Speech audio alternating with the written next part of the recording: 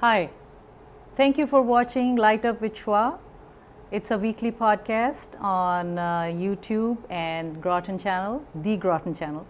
You can find us on iTunes, TuneIn Radio, Spotify, and my links are on Facebook, Instagram, LinkedIn, and most of the social media. Today's guest is another special guest for me. He will introduce himself also, but I would like you to pay attention to our conversation in multiple ways.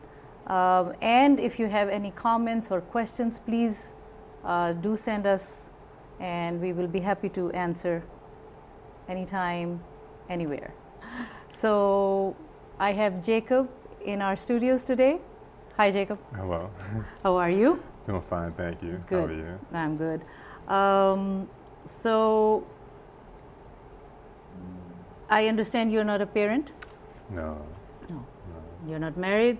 No, not yet. So how would you answer my questions about how do you define parenting? Well, I guess one way I would define it is from the perspective of a child. Okay. Desiring nurture, protection, and love or comfort.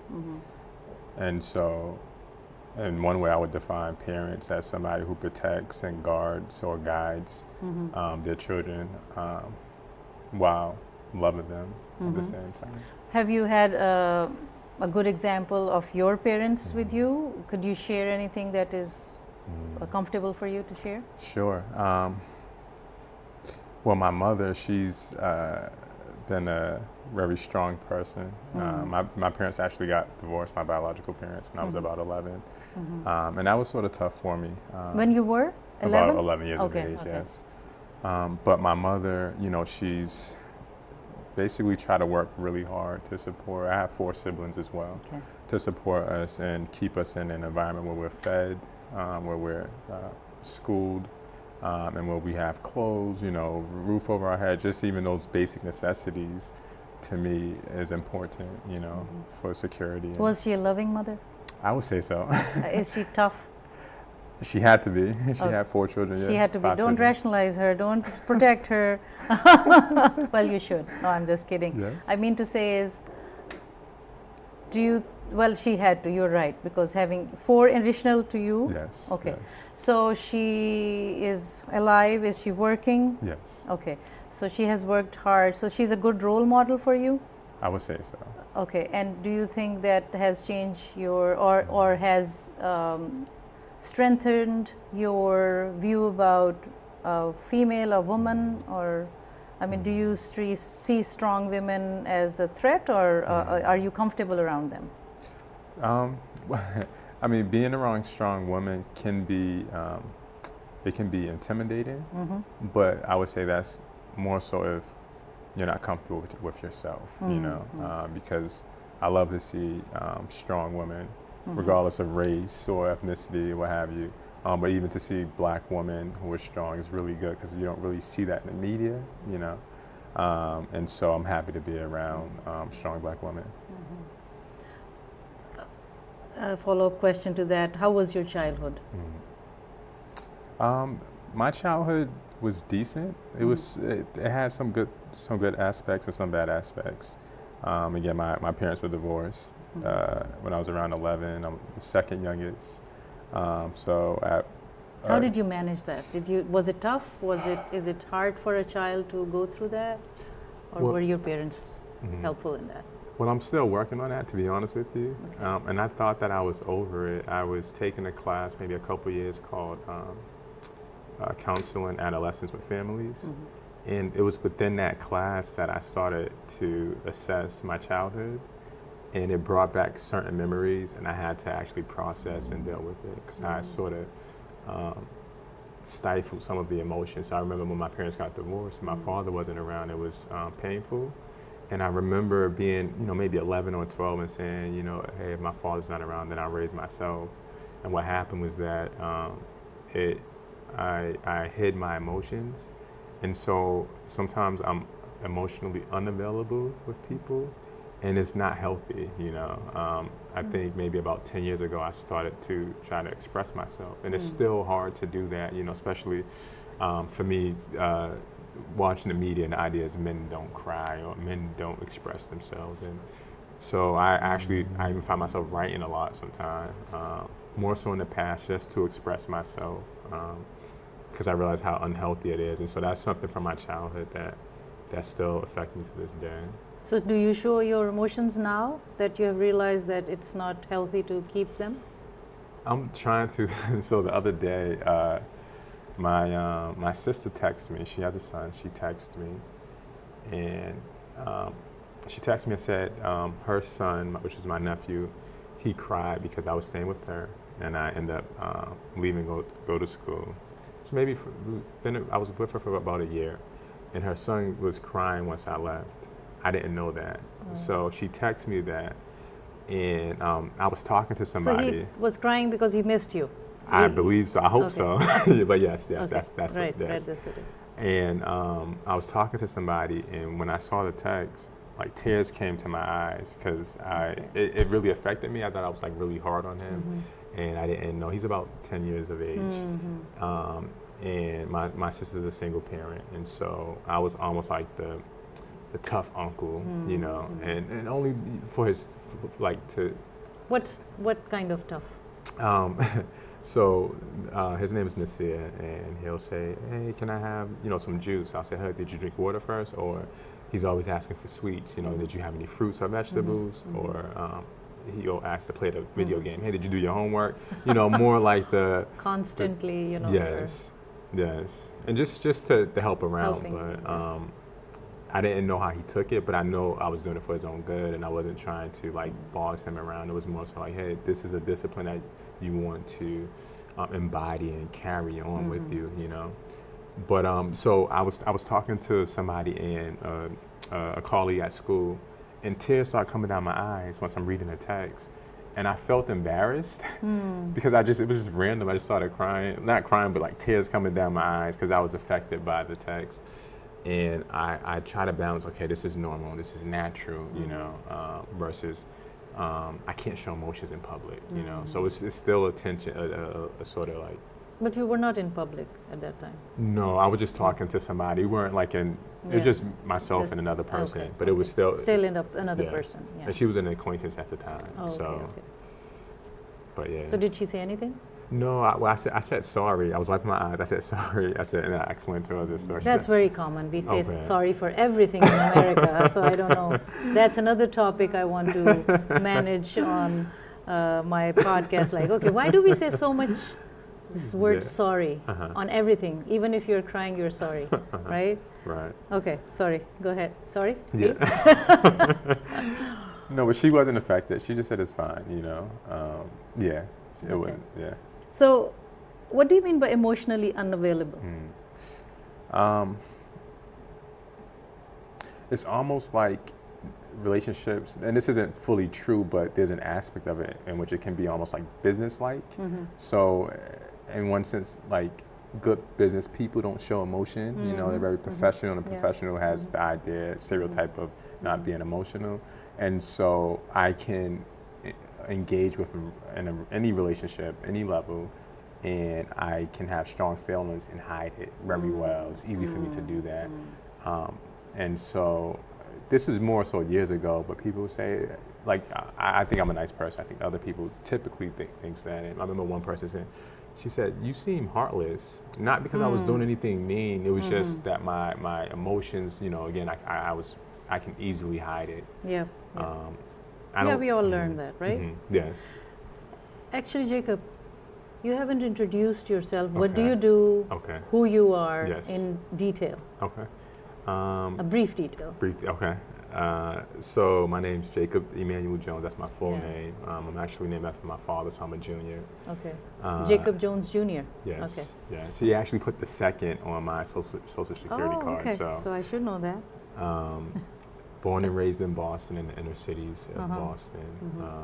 Did most of my schooling from public school to even starting college in Boston. I recently graduated from Gordon College with a major in Christian Ministries, concentration in urban ministries. And currently I'm pursuing a Masters in Divinity at Gordon Conwell. And I'm hoping to really just be in urban areas and working with the church, but working with the community as well, and trying to make like a strong connection with the church and urban communities. Yeah, wonderful, wonderful. Thank you. So I have so many follow-up questions to the conversation we were having, but I'll move on a little, and if we have time, we can come back to those. So what do you think is being a parent? Is it a source, or do the parents own their children? It's weird. It's sort of a combination of both. Okay. And I'm not trying to be political, but I do believe in the idea that it takes a village to raise a child, you know. And so in that sense, it's not just the parents. At the same time, it is the parents' major responsibility, if you will, because it took them to actually make it, if you will, or procreate, if you will. And so I do think primarily both parents, and if the parents aren't around, maybe potentially grandparents or the uncles or the aunts, you know, secondary, the godparents. It's important for them to be around and for that child or children to constantly see them, and a level of trust grow between the child and the parent. Because if not, you can see the negative effects of that in a child's life. Did you have extended family with you, or your grandparents or aunts and uncles around you while you were growing up? Well, I had a praying grandmother on my mother's side. I'm sure on my father's side too, but I had more relationship with my grandmother on my mother's side. My aunts and uncles were around, cousins. But what was more important for me was being around like a friend and their parents really taking me in. That was really helpful. I remember a good friend of mine, his name was Orlando. His mother would take me everywhere they went. So, and if she bought him sneakers, she'll buy me sneakers. Oh, if wow. they went to Six Flags, I'll go. And so I was like part of their family. Yeah. And that really showed me a different level of love, because she didn't have to, or they didn't have to. I always ate dinner at that. Like, it was just, you know, it was like my second home. It was really, and that's the way. And then going in high school, another friend of mine's the same scenario. And so it's important to have friends whose families are also supportive and you know, kind of your extended family. Yes. Right. So it's good to have a good environment of that kind. Okay. So you would say it's a combination. It's not totally selfish. It's also selfless and selfish combination. Yes. Okay. So, would you like to say anything to your parents today? Well, my Any mother, good message for sure. your mother? Well, my mother, she's always, you know, just tried to pitch in and with a helping hand, and I appreciate that. And my father, you know, he's we've been in contact with one another. We talk, and it's weird because when I look in the mirror, I actually see my father. To be honest with you, even some of the things I do to this day is because I remember my father doing it when I was a child. You know, like so when you're a child, I forgot the age range, but you have the highest level of memory in terms of memorizing things. So I remember a lot of the things that my father said, and I really appreciate both for the contributions in which they poured into my life. Yeah. So I believe it was a positive, and they tried their best. So. Do you have any ideas about suggesting parents how to stay together in order for you know, for the children's sake, or any techniques or anything that you have found during your time? And like, what will you do? Obviously you plan to stay together if you ever get married or anything, or that's have children? I mean, that's a touchy subject because a lot of my biological family members, divorce is more prevalent than than you know, staying together. Staying together. And yeah. why is that? Have you found out about anything? Well, since my parents got divorced at a young age, it made me say, at a young age, how can I maintain a relationship, a healthy relationship, right? Mm-hmm. And so, I look at stats a lot. I read a lot of marital counseling, things of that nature. I know that when it comes to divorce, money, finances, and communication are the two highest reasons for divorce. And so I think, and I'm nowhere in a state to give marital counseling, but in terms of the information I looked at, it's important to communicate before, during, before marriage and relationship, like strong communication, but also, I used to be a youth leader at my local church, and when I think about dating, I like to say to younger people to date in community. The idea is that you have other people, a wise counsel around, also pouring into the relationship, people that you can trust, people that are going to have your best interest in mind. Because to do it alone, it's almost like as if you're dating in a vacuum, so you have your own ideas, and I don't think that's necessarily the best way to do it, and so being mindful about finances, being mindful about communication and dating and community, I think that's really helpful. Those are strong points. So do you think that you have found this in your life after you read all, because you read from other people, authors, whoever, but I want your gut feeling or your experience. Do you coincide with what you said, or I assume you do, but well, I mean, right now, so I'm not dating, right. And I do hope to get married. I do hope to date. Right now, so I am in school. I do have some good depth, if that's what you want to call it. But I am trying to learn to communicate well. There was this book called I'm pronouncing it wrong, but it's The 5 Languages of Love. The author's his last name is Chapman, but the idea is that there's 5 ways to express love. There's physical touch, there's words of affirmation, quality time. There's 2 more, but the idea is that when you engage with your partner, that you are able to know their love language. For instance, if your love language was gifts, and I'm always affirming you, you might feel less loved. And sometimes that's a point of conflict in marriages, because one spouse isn't knowing the others, and they're not the idea, he says, filling up the love tank, So that's really important for me, to be honest with you. Communication at this point, just in general, not even just in an intimate relationship, because I feel like you have to practice that. You don't just start it, And then one thing he said too, he said that you constantly want to look at information or receive counseling throughout your marriage. He said, a lot of people. Counseling from professionals or somebody else? No, counseling for professionals, or people who are experienced or who've had, you can. Yeah, I would rather go with it. experience rather than the counselors, because that's more like a prescription of, you have to see a doctor because you don't know anything about yourself.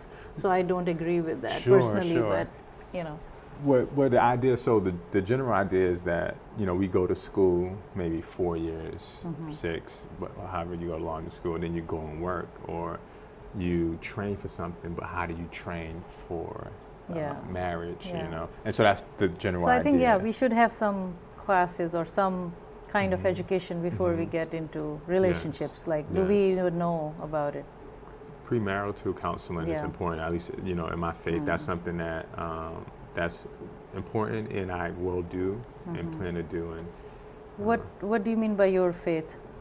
Premarital counseling, that's anybody can do it, and Protestants, a lot of Christians, they try to go through counseling first before they get married. It's almost as if you have a pastor that's like a tough guy, trying to, and not in a negative way, just trying to make sure he or she is trying to make sure this couple is ready for marriage, Oh, is that is it a norm in Protestant faith? I want to say so. I don't know how often people do, but that's Often, yeah. typically It is available? Yes. Or yes. this thought is there? Yes. Oh, okay. I didn't know that. That's a good thing.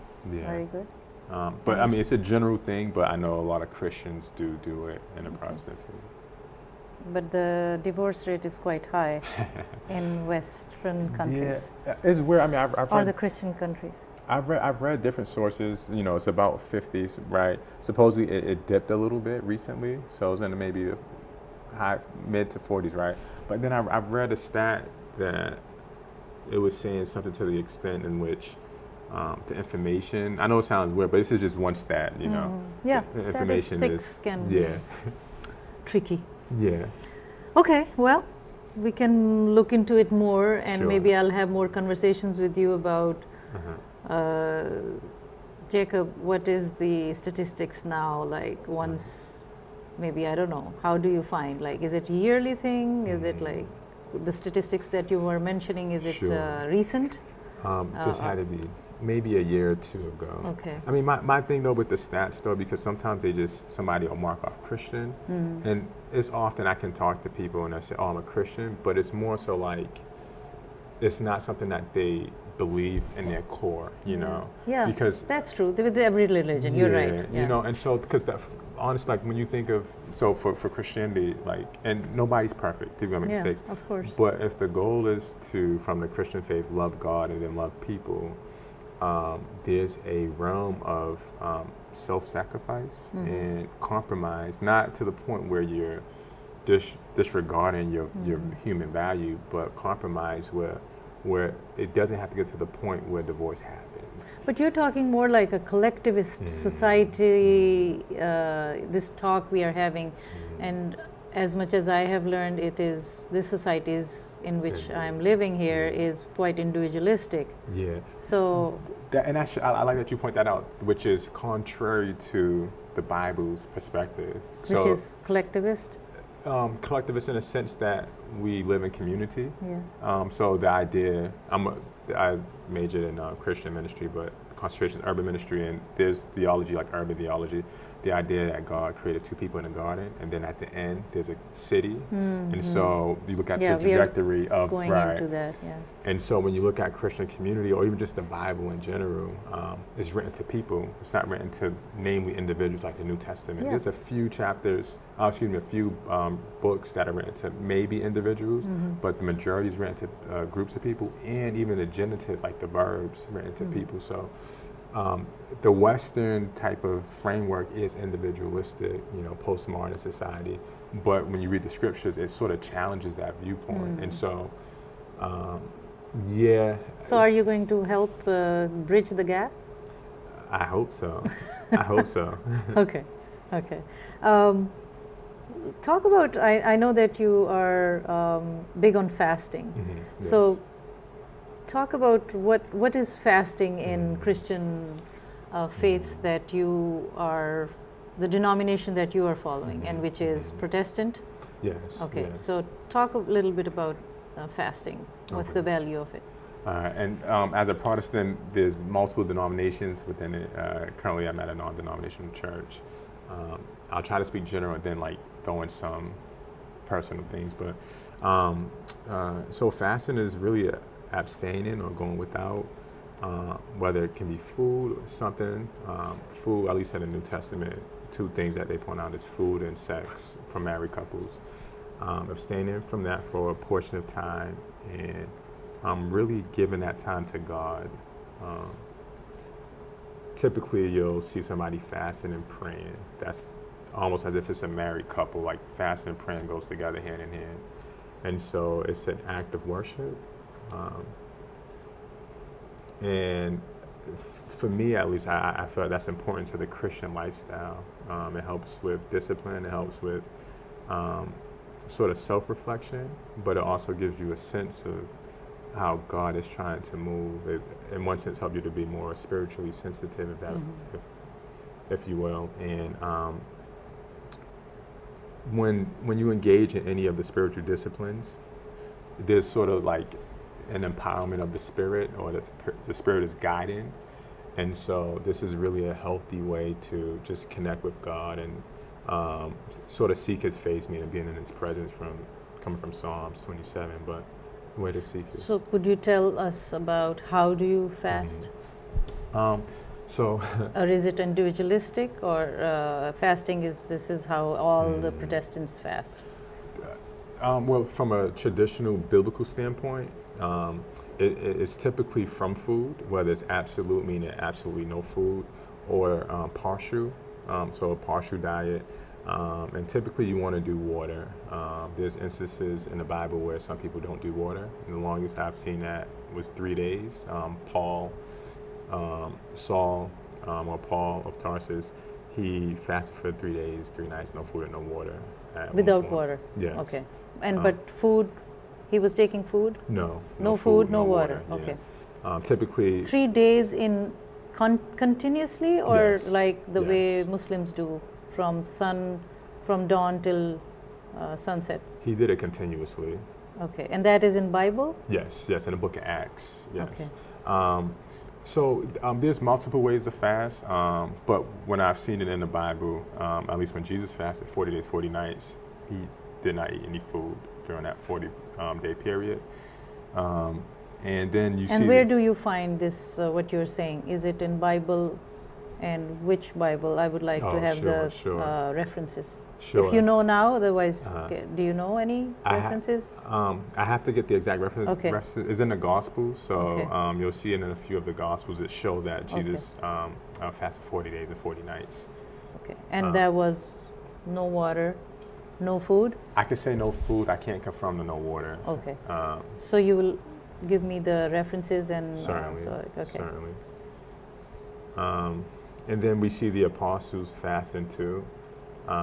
So now taking it now, contextualizing that, so you can fast, let's say for 12 hours one day, within the same day, and maybe eat one meal, or you can fast, with food and no food and drink water. And you can sort of mix it up. I know now I currently see people, and I've done it as well, fasting from things like social media, fasting from maybe certain people at a particular time or certain things, right? And I think that those things are really healthy. I would just say from a traditional biblical standpoint, it's typically abstaining from food and maybe water as well. And for how long? Well, there's really no point that time frame that you have to do, especially if you're first starting. Like when people are first starting, they'll say, Jacob, how do you go and fast? I'll say, hey, if you never fasted, just skip a meal one day. Like dedicate breakfast to God, maybe try it for, 1 day, 1 month, try maybe the next day for another month. And if you can do two, do two. The idea is that you're spending time with God, and so it helps you to be more reflective and discern a little bit more. Maybe during that time you're journaling, right? Or, of course, there's prayer involved. So when you say you can skip a meal for God, and you will have more time to spend with God, how do you delineate from the rest of the day that? Yeah. So at this time, because are we with God or without God? Right. How do you take that? So it's weird. There's like a variety of ways in which God is present. So he's and from the Christian faith, but he's omnipresent. He's everywhere, right? Okay. And then he's in believers. So the Christian that believes that Jesus is Lord over their life, the Holy Spirit enters their heart or enters them. And so there's another dimension. Okay. We would like to continue with this conversation. Okay. So for now, I think I would like to end our first session. Yes. And I think this is a very interesting conversation, so I will continue. So thank you for watching, and I hope you will watch the second part to this conversation.